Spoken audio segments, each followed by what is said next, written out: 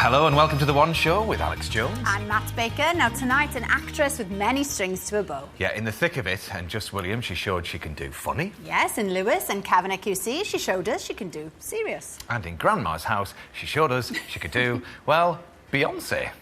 'Cause if you liked it, then you should have put a ring on it. What a good performance, this Rebecca Friend. Love it. Absolutely brilliant.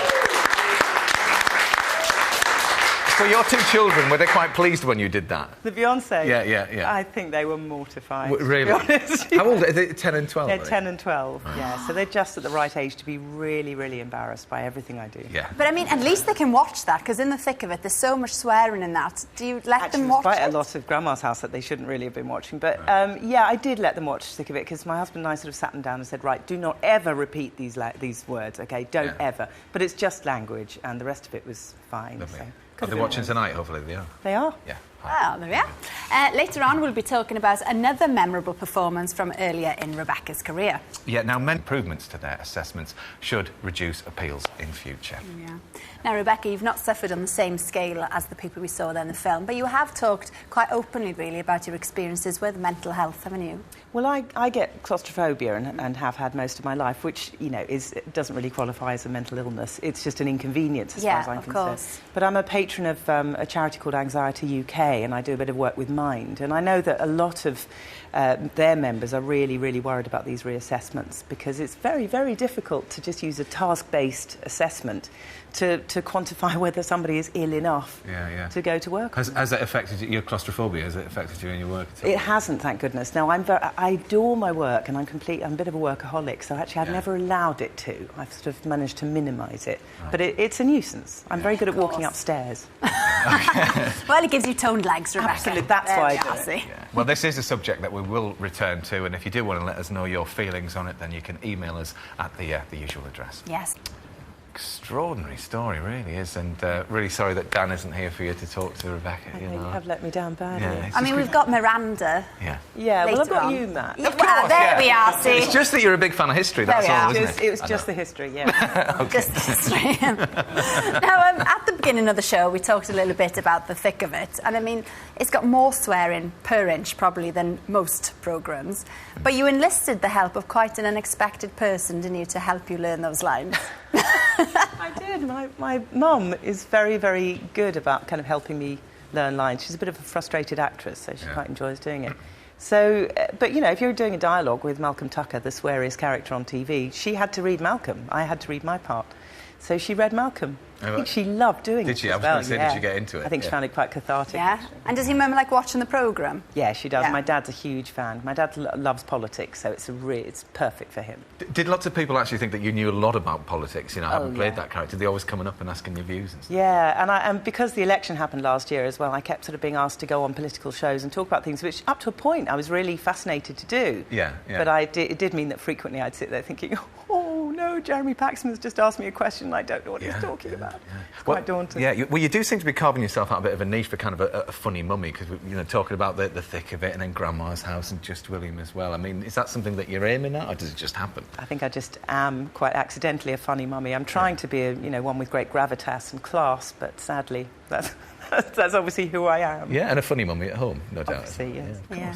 And you've played quite an eccentric mum, I suppose, in Stressed Eric. I mean, it's not been on for a decade, and now you're releasing it on DVD. Yeah. So to people who didn't catch it, what's it all about then?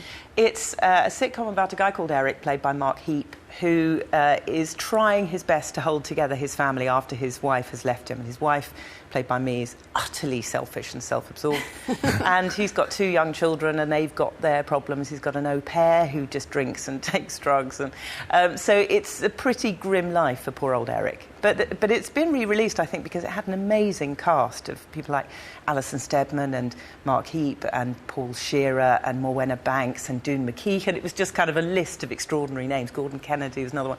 So I think for that reason they just thought, well, let's release it on box set. Mm-hmm. Well, it has gained a bit of a cult following by now, hasn't it? Yeah, I think it did when it first went out. I mean, it probably didn't get massive viewing figures, but there's been a real sense of delight that it's now been released. I keep getting messages on Twitter from people saying, I love that show, so it's great. I'm really pleased. You play the character of Liz, don't you, Eric's estranged wife? Yeah. Let's have a little bit. of it now. Hello? Oh, hello, Liz. I can't come tonight. What? I need to spend some time with myself. But it's Brian's nativity play. Emotional blackmail won't work, Eric. I've always done what others expect of me, but being with Caleb has taught me to say no more. Neazme al kepok ugandi. I'm going for a swim in the lake of me. Classic line. Swim in the lake of me. Isn't it lovely? Is it quite different for you as an actress to do, animation as opposed to envision stuff? Yeah, it's a bit more like doing a radio play or something like that. Yeah. And I've always done lots of radio. In fact, I've got a series starting next Monday, which my brother and I have co-written, which is sort of radio thing where I play lots of characters. So the nice thing about animation and radio is you can play anything. You can do whatever you like. Yeah. You can really kind of go to town on those characters. And you obviously spend less time in makeup as well, but... You do. And you don't learn the lines. No. Oh, right, it's all scripted. Yeah, you just got them in front of you. Nice gig if you can get it there. Well, Stressed Eric is out now on DVD. Yes, it is. Now, I don't know, Miranda, any excuse to blow something up.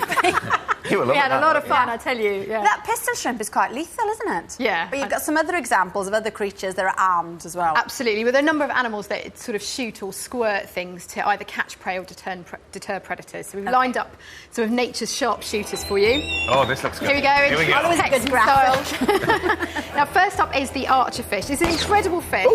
And this is actually able to shoot a water jet powerful enough to knock an insect off a leaf, and then it can grab it in the water. It literally curls up its tongue, closes its gills, and shoots this sort of jet of water. It can shoot it up to 3 metres away, and Wow. apparently they get together en masse and have shooting parties. Do they have target practice?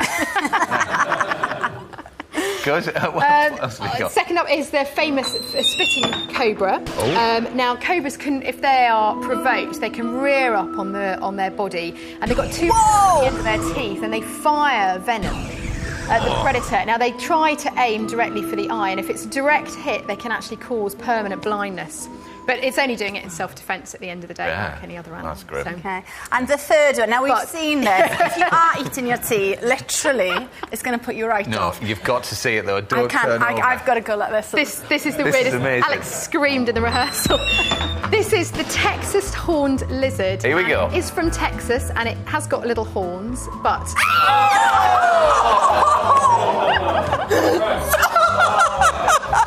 and that is real. That's absolutely real. It builds up the blood pressure in its head so much that a blood vessel in its eye bursts, and it can squirt blood up to 1.5 meters. Do it again. Let's see it again. Come on.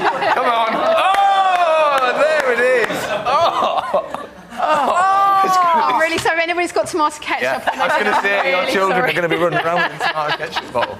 Right. Awful. That was brilliant, Miranda. Thank you. My pleasure. Thank you. Oh, have we got any more? No, we can't. We haven't got time. Next time. Yeah. Right, here we go then. There are some performers whose talent and charisma come to define an entire genre. Yeah, now Rebecca's hip-hop dancing earlier in the show was a very good example of this. Indeed, but on Wednesday it'll be 30 years since the death of the man who created this. Cary Grant looks at how 3 decades on, Bob Marley's influence in Britain is still as strong as ever. What a man, what a man. So do you have any Bob Marley in your music collection? I've got 1 or 2. My husband's a fan, so I've got the odd one here and there. It's good kind of mellowing out music. Yeah, Yeah, just to chill. yeah. Now, before we go, we will see you in 3D soon, won't we, in Horrid Henry. Yeah, And indeed. you're playing the school mistress, aren't you? I am, that's right. So I'm Angelica Houston's boss. Oh. in it. Right. Angelica Houston is the horrible teacher. And, yeah, I mean, I couldn't say no to working with her because she's a legend. Absolutely. Yeah, And she was so absolutely. nice as Yeah. well. She was lovely. Have you had any sneak previews? Have you seen yourself in 3D? Do you know? No, I haven't. I'm not sure I really want to see that, you know. Yeah. It's bad enough seeing myself as Bjork. I don't know if I want to see myself in 3D. And no swearing either in Horrid Henry? No There we are, swearing, see. no. Brilliant. Super. Well, Thanks, thank you so much for coming in. It's Thank been lovely you. to meet you. Stressed Eric is out now on DVD. Tomorrow on the show, we're going to be joined by Beach Boy Brian Wilson. Yes, it's going to we'll be a see you great at show. 7. Good night. Good night.